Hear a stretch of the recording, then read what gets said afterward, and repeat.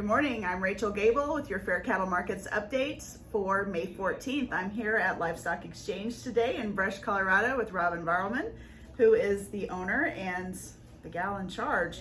They are still selling pairs right now, but I wanted to talk to Robin really quickly about how things are looking, what kind of prices they're seeing, what kind of consignments they're seeing, and talk to you a little bit about things going on since we've had a little bit of rain. So how are the consignments? Well, it's consignments are still good, and there's a whole lot of optimism out there since we have had rain. That's something that was foreign to us for a few years. So, yeah, we're watching the grass grow as we speak, and people are still cutting back just a little bit.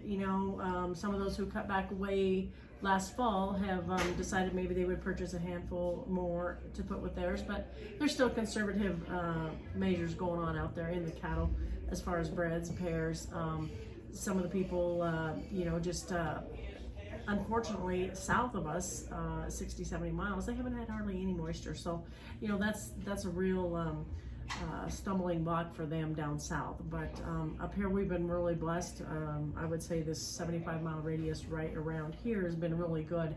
So that gives a lot of optimism to everyone in this area. So today we've had 1,128 head of cattle that we'll run through today, and for approximately 130 sellers. And the weight cow price, the cull cows, has been good. The top cow today, I believe, is around 76. Bull price, the bulls have been fluctuating a little bit, but top bull today was a real good gentleman, about 15.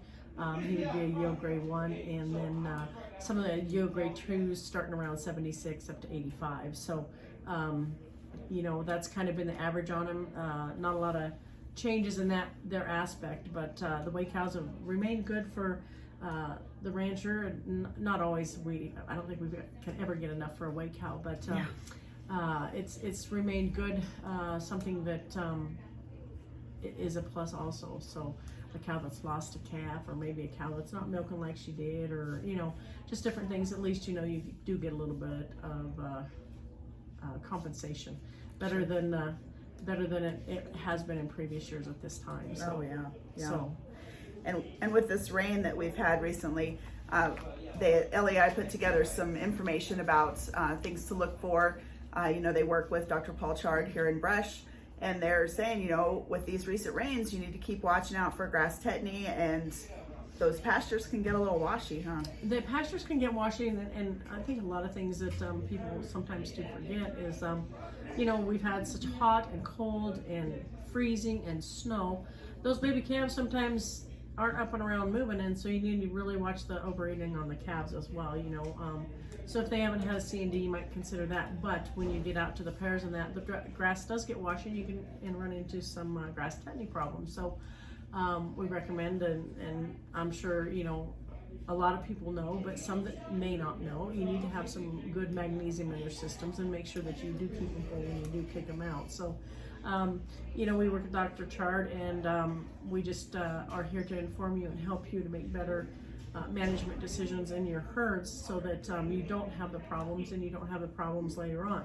So if you got herd and you see little baby calves, and even calves that are a month or 2 months old, and they kind of look like they got a little bit of a pot belly, you might have some C&D issues going on there. So don't just kind of look at them, go ahead and take that into consideration, because pretty good chance that you might need to help them out a little bit somehow.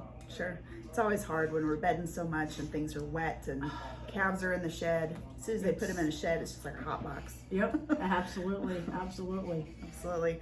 Well, a couple things we want to keep you, remind you about. There's coming up May 15th, there's a hay sale, and then also some Bash and Barrels, an award series.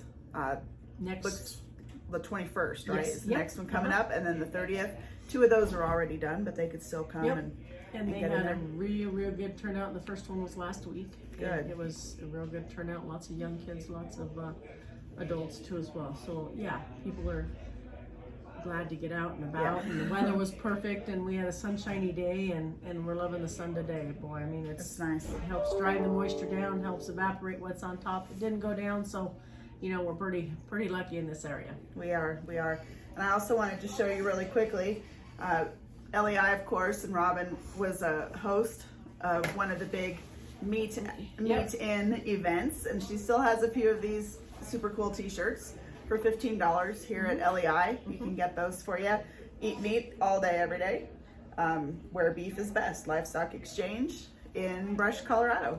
So thank you for joining us this morning. I'm Rachel Gable. I'm the assistant editor of the Fence Post magazine, and of course Robin Varelman, who is the owner of Livestock Exchange in Brush, Colorado. Have a good day.